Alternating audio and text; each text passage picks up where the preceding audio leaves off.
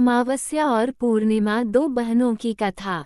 एक राज्य में एक राजा और एक रानी रहते थे जिनकी 4 संतानें थीं, 2 लड़के और 2 लड़की। एक लड़की का नाम पूर्णिमा तथा दूसरी लड़की का नाम अमावस्या था। पूर्णिमा घर के कामों में निपुण थी और घर का पूरा काम करती थी और भगवान की पूजा अर्चना भी किया करती थी। इसके अतिरिक्त वह गौ माता की सेवा भी किया करती थी। और उसकी दूसरी बहन अमावस्या ना ही घर का कोई काम करती थी, ना ही भगवान की पूजा अर्चना करती थी और ना ही गौ माता की सेवा करती थी। पूर्णिमा सर्वगुण संपन्न थी, फिर भी राजा और रानी अपने दोनों बेटों तथा पुत्री अमावस्या को ही प्यार किया करते थे और वह पूर्णिमा से प्यार नहीं करते थे, उसके साथ भेदभाव करते थे। राजा के चारों पुत्र और पुत्री धीरे धीरे बड़े हो रहे थे। जब वे बड़े हो गए, राजा ने अपने दोनों पुत्रों का विवाह योग्य कन्याओं के साथ करा दिया। इसके बाद रानी ने राजा से कहा कि अब दोनों पुत्री विवाह के योग्य हो गई है और इन दोनों का विवाह भी करा दो। लेकिन पुत्री अमावस्या का विवाह किसी बड़े खानदान में कराना और पूर्णिमा का विवाह किसी गरीब परिवार में कराना, क्योंकि पूर्णिमा को केवल भगवान की पूजा पाठ करना ही पसंद है और गाय की सेवा करना पसंद है। अब रानी ने राजा को दोनों पुत्रियों का रिश्ता तय करने के लिए भेज दिया। राजा ने अपने पड़ोसी राज्य में जाकर वहां के राजा के पुत्र से अमावस्या का रिश्ता तय कर दिया और वहीं पास के गांव में जाकर एक गरीब परिवार के लड़के से पुत्री पूर्णिमा का रिश्ता भी तय कर दिया। ये सारी बात जाकर राजा ने अपनी रानी से बताया तो रानी यह सोचने लगी कि अब देखते हैं कि भगवान इसकी मदद कैसे करते हैं। ये बहुत ही पूजा पाठ करती है और भगवान में मगन रहती है। पूर्णिमा का भाई और उसकी भाभी पूर्णिमा से बहुत प्यार करते हैं, क्योंकि पूर्णिमा उनके घर के कामों में उनका साथ देती है और कामों में उनका हाथ बटाती है और यही उनकी दूसरी बहन अमावस्या उन पर अपना रोक जमाती है और घर का कोई कार्य नहीं करती। कुछ समय बीत जाने के बाद दोनों पुत्रियों का विवाह हो जाता है। राजा और रानी की विवाह के बाद अपनी दोनों पुत्रियों को विदाई देते हैं। विदाई देते समय राजा और रानी पुत्री अमावस्या को बहुत सारा धन और दौलत देकर विदा करते हैं और पूर्णिमा को भी कुछ भी नहीं देते, खाली हाथ अपने घर से विदा करते हैं। इसके बाद दोनों बहनें अपने अपने ससुराल को चली जाती है। कुछ दिन बीत जाते हैं और एक दिन अमावस्या अपने घर पर शिव जी की कथा रखती है, जिसमें वह सभी गांव वाले को निमंत्रण देती है और अपनी बहन पूर्णिमा को नहीं बुलाती। जब गांव की सभी औरतें अमावस्या के यहाँ जाती है तो यहाँ सब दृश्य पूर्णिमा अपने घर के दरवाजे के बाहर बैठकर देख रही होती है। तब वहां से गुजर रही औरतें पूर्णिमा से कहते हैं कि तुम्हारी बहन के यहाँ शिव जी की कथा रखी है, क्या तुम नहीं चलोगी? पूर्णिमा ने कहा, मुझे निमंत्रण नहीं आया है, मैं नहीं जा सकती। सभी गांव की औरतों ने पूर्णिमा से कहा, बुलाया नहीं तो क्या हुआ, भगवान शिव की कथा है, तुम हमारे साथ चलो। गांव की सभी औरतों की बात मानकर पूर्णिमा भी उनके साथ भगवान शिव की कथा में अमावस्या के घर चली जाती है। जब अमावस्या की नज़र पूर्णिमा पर पड़ती है तो वहां कहती है कि तुम यहाँ कैसे चली आई, मैंने तो तुम्हें बुलाया नहीं था। खैर कोई बात नहीं, अब तुम आ ही गई हो तो चुपचाप बैठी रहना। और यह कहते हुए अमावस्या में पूर्णिमा की गरीबी का भी मजाक उड़ाया। पूर्णिमा की आंखों में आंसू आ गए और रोते रोते मन ही मन में पूर्णिमा भगवान शिव से विनती करती है, हे भगवान, क्या पूजा पाठ करना गलत है? गौ माता की सेवा करना गलत है? आखिर मेरी गलती क्या है? आप मुझ पर अपनी कृपा दृष्टि कब बनाएंगे? पूर्णिमा बार बार भगवान शिव से यही कहती रहती। इतने में शिव कथा पूरी हो जाती है और अमावस्या भगवान का प्रसाद बांटने लगती है। वह सभी लोगों को प्रसाद देती है। लेकिन पूर्णिमा को वहाँ प्रसाद नहीं देती। पूर्णिमा बिना प्रसाद के ही अपने घर लौट जाती है। रास्ते में वह यहाँ सोचते हुए चलती है कि यदि बच्चे उससे कथा का प्रसाद मांगेंगे तो वह उन्हें क्या जवाब देगी। उसने सोचा था कि वह अपने मायके अपने भाई और भौजाई के यहाँ जाएगी और वहाँ जाते हुए वहाँ बच्चों के लिए कुछ लेकर जाएगी। ऐसा सोचते हुए वहां अपने घर वापस लौट आई। घर वापस लौट कर आने के बाद वह अपने पति और बच्चों से कहती है कि वह अपने मायके जा रही है। पति ने कहा ठीक है और कुछ समय के बाद पूर्णिमा अपने मायके के लिए रवाना हो गई। चलते चलते रास्ते में एक चबूतरा आया जिस पर तुलसी का पौधा लगा था। उस चौधरी पर एक बूढ़ी अम्मा बैठी हुई थी। वह कोई और नहीं साक्षात तुलसी माँ थी। उस बूढ़ी माता ने पूर्णिमा से कहा बिटिया तुम कौन हो और कहाँ जा रही हो। पूर्णिमा अपना परिचय देती है। परिचय देने के बाद बूढ़ी औरत ने पूर्णिमा से कहा कि यहाँ तुलसी का पौधा सूख रहा है, इसमें थोड़ा सा पानी डाल दो और इस चबूतरे की साफ सफाई कर दो जिससे मुझे थोड़ी ठंडक मिलेगी। पूर्णिमा ने कहा कि ठीक है माँ, मैं तुलसी में पानी डाल देती हूँ और यहाँ की साफ सफाई भी कर देती हूँ। पूर्णिमा ने साफ सफाई करने के बाद बूढ़ी अम्मा को भी नहला दिया और बूढ़ी अम्मा की भी सेवा की। उनके पैर दबाए और बूढ़ी अम्मा से कहा कि माँ जी और बताइए मैं आपकी क्या सेवा करूं और कोई काम है तो बता दीजिए, मैं कर दूंगी। बूढ़ी अम्मा ने कहा कुछ नहीं, अब तुम जाओ और वापस आते समय मुझसे मिलते हुए जाना। पूर्णिमा ने बूढ़ी अम्मा से कहा ठीक है मामा जी, मैं जाती हूँ, वापस आते वक्त आपसे मिलते हुए जाऊंगी। कुछ समय आगे चलने के बाद एक शिव मंदिर आया। वहां पर उसे एक बूढ़े बाबा मिले जो मंदिर के बाहर बैठे हुए थे। वह कोई और नहीं साक्षात भोलेनाथ थे। उन्होंने पूर्णिमा से कहा कि कहाँ जा रही हो बेटी, तुम कौन हो। तब पूर्णिमा ने अपना परिचय दिया। फिर उस बूढ़े बाबा ने पूर्णिमा से कहा इस चबूतरे की और इस मंदिर की सफाई कर दो। तब पूर्णिमा ने मंदिर की और चबूतरे की साफ सफाई कर दी और वहां पर पूजा पाठ अर्चना भी की। और साफ सफाई पूजा अर्चना करने के बाद उन्होंने बूढ़े बाबा को भी नहला दिया और उनसे कहा कि बाबा और कोई काम हो तो बताए। तब बूढ़े बाबा ने कहा नहीं बेटी, अब तुम जाओ और वापस आते वक्त मुझसे मिलते हुए जाना। पूर्णिमा ने कहा ठीक है बाबा, मैं जाती हूँ, वापस आते हुए आपसे मिलते हुए जाऊंगी। आगे चलते चलते कुछ दूर चलने के बाद पूर्णिमा को एक काली जी का मंदिर दिखा। वहां भी एक बूढ़ी अम्मा चबूतरे पर बैठी हुई थी। उस बूढ़ी औरत ने भी पूर्णिमा से कहा कि बेटी तुम कौन हो, कहाँ जा रही हो। तब पूर्णिमा ने उस बूढ़ी औरत को भी अपना परिचय दिया। बूढ़ी औरत ने पूर्णिमा से कहा कि यहाँ पर सभी पूजा पाठ करने के लिए आते हैं लेकिन मंदिर की साफ सफाई करने के लिए कोई नहीं आता, इसलिए तुम मंदिर की और चबूतरे की साफ सफाई कर दो। पूर्णिमा ने कहा ठीक है माताजी, और पूर्णिमा मंदिर की और चबूतरे की साफ सफाई कर देती है और पूजा पाठ भी करती है और माताजी का श्रृंगार कर देती है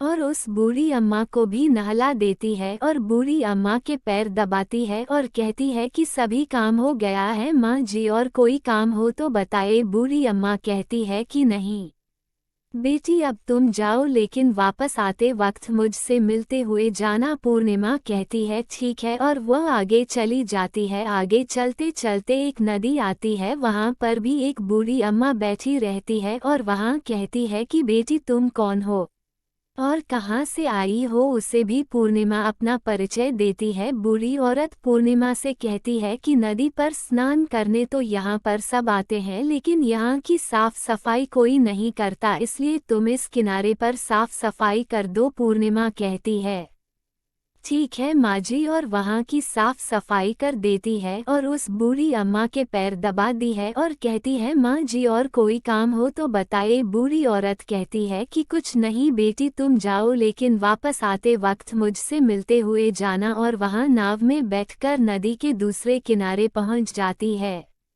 और वहां अपने मायके के घर पहुंच जाती है। वहां पर पूर्णिमा के भाई और भाभी उसे देखकर बहुत खुश हो जाते हैं और वे पूर्णिमा की बहुत खातिरदारी करते हैं और उससे बहुत सारी बातें करते हैं और कहते हैं कि बच्चों को भी साथ में लेकर आती तो बहुत अच्छा होता।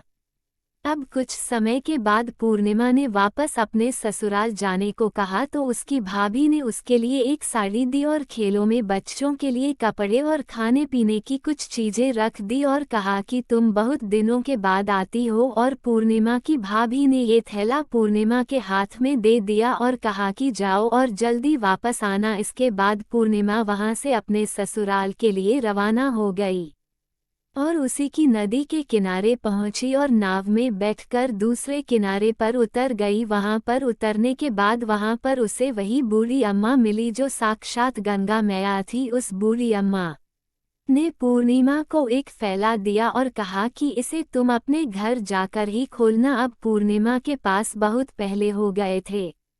उन्हें लेकर पूर्णिमा वहां से रवाना हुई। आगे कुछ दूर चलने पर काली माँ का मंदिर आया। वहां पर काली माँ बूढ़ी माँ के रूप में विराजमान थी। उसने कहा, आ गई बेटी पूर्णिमा। पूर्णिमा ने कहा, हाँ माँ जी मैं आ गई। तो काली माँ ने उसे एक फैला दिया और कहा, तुम यहाँ थैला अपने घर जाकर खोलना। अब पूर्णिमा के पास 3 थैले हो गए थे।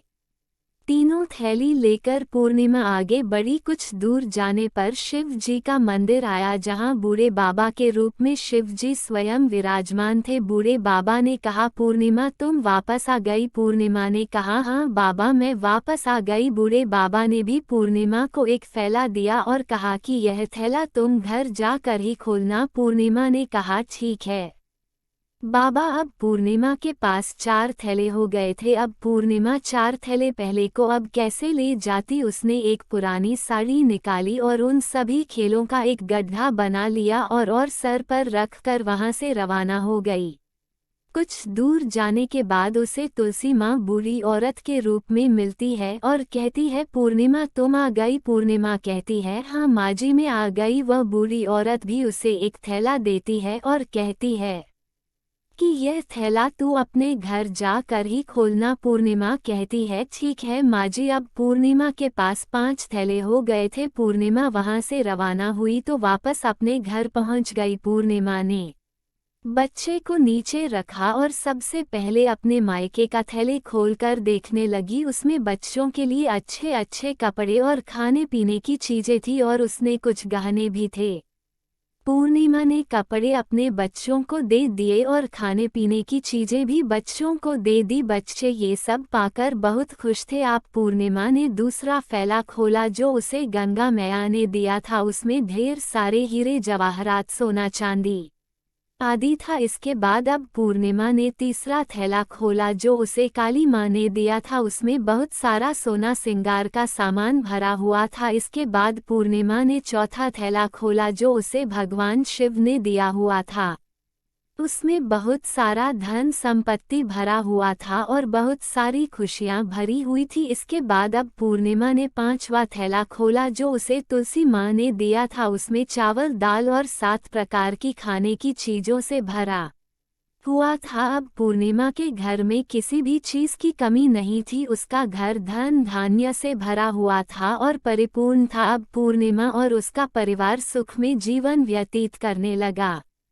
अब पूर्णिमा के मन में विचार आया कि क्यों ना शिव जी की कथा कराई जाए और शिव जी की कथा में एक कार्यक्रम रखा। पूर्णिमा ने गांव के सभी लोगों को निमंत्रण दिया और घर घर जाकर सभी लोगों को बुलाया। पूर्णिमा अपनी बहन अमावस्या के घर भी गई और अमावस्या को भी शिव जी की कथा के लिए उसने अपने घर पर बुलाया।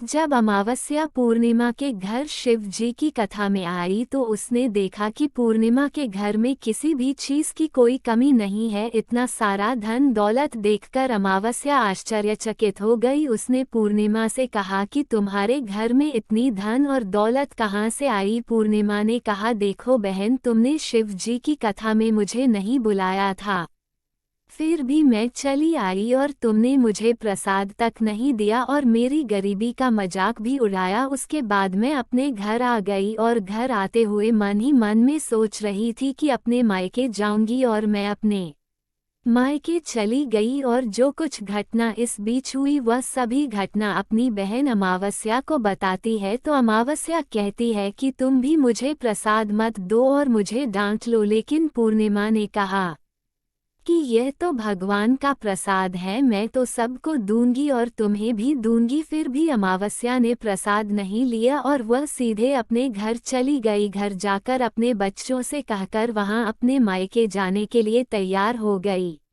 और मायके के लिए निकल गई। उसे भी रास्ते में चलते चलते तुलसी माँ मिली, जो चबूतरे पर बूढ़ी माँ के रूप में बैठी हुई थी। बूढ़ी माँ ने अमावस्या से कहा कि बेटी, कौन हो तुम और कहाँ जा रही है?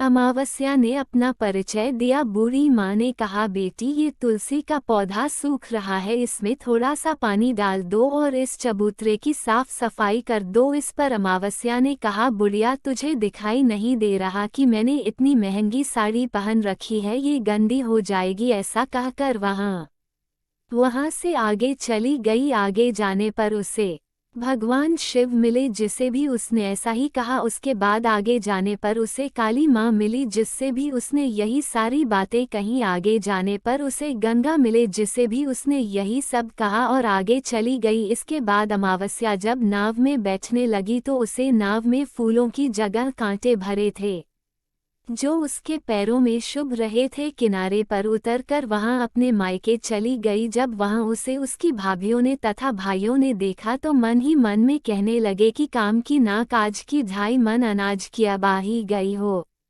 तो ठीक है, पूर्णिमा तो हमारे कामों में हाथ बताती थी, यह कोई काम करेगी तो नहीं। अब उन्होंने खाना बनाया और खा पीकर सभी सो गए। अमावस्या जब सुबह उठी और अपनी भाभियों से कहा कि मैं अपने ससुराल जा रही हूँ, उन्होंने कहा कि ठीक है, जाओ। अमावस्या बोली, पूर्णिमा को तो तुमने एक फैला दिया था और मुझे कुछ नहीं दोगे क्या? भाई और भाभी ने कहा कि तुम घर जाओ, थैले तुम्हारे घर पहुँच जाएगा।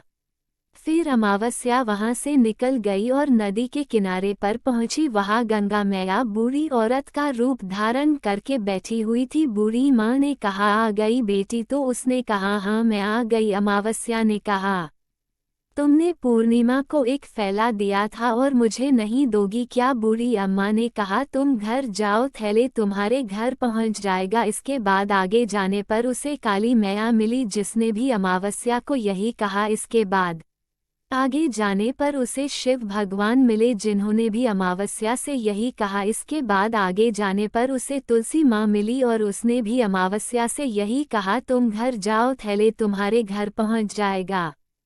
अमावस्या अपने घर पहुंच गई है। आंगन में ने देखा तो वहां पर 5 थैले पड़े हुए थे। अमावस्या ने मन ही मन सोचा कि अब तो मेरे पास बहुत सारी धन और दौलत आ जाएगी। जल्दी जल्दी उसमें सभी थैले को खोला। किसी में मिट्टी थे तो किसी ने पत्थर, किसी में कंकर और किसी में कोयला। उसे मायके से भी कुछ नहीं मिला था, इन थैले में कुछ भी नहीं था। अमावस्या दौड़ती हुई पूर्णिमा के घर गई और कहती है कि तुम्हें तो इतना सब कुछ मिला, मुझे तो कुछ नहीं मिला, आखिर क्यों? तो पूर्णिमा कहती है कि जब मैं अपने मायके जाती हूँ तो अपनी भाभियों के साथ उनके कामों में हाथ बटाती हूँ, उनके साथ मिलकर काम करती हूँ, लेकिन तुम ऐसा कुछ नहीं करती, उनकी इज्जत भी नहीं करती, इसलिए वह तुम्हें भला क्या देंगे? इसके बाद तुमने गंगा मैया को ठुकरा दिया और काली माँ को भी ठुकरा दिया और भगवान शिव को भी तुमने ठुकरा दिया, इसलिए उन्होंने भी तुम्हें कुछ नहीं दिया। अमावस्या कहती है कि बहन, तुम मुझे माफ कर दो, मैं